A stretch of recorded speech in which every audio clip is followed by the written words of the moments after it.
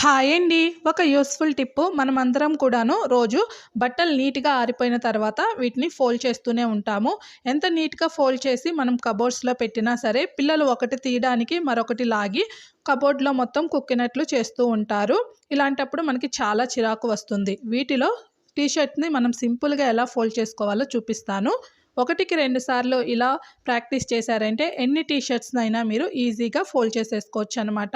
దీనికోసము ఒక టీ షర్ట్‌ని తీసుకొని ఫ్లాట్‌గా ఇలా పరుచుకోండి. ఇప్పుడు కాలర్ పక్కన ఒక చేతితో దీనిని ఫోల్డ్ చేసేసుకొని మిడిల్ పార్ట్‌ని మరొక చేతితో పట్టుకోండి. ఇప్పుడు కాలర్ దగ్గర ఉన్నదాన్ని కింద ఎడ్జెస్‌ని కలుపుతూ రివర్స్ చేసి ఇలా ఫోల్డ్ చేశారంటే టీ షర్ట్ అనేది మంచి ఫోల్డింగ్‌లో నీట్‌గా వస్తుంది అండి. ఇలా ఎన్ని టీ షర్ట్స్‌నైనా మనం నీట్‌గా ఫోల్డ్ చేసుకోవచ్చు.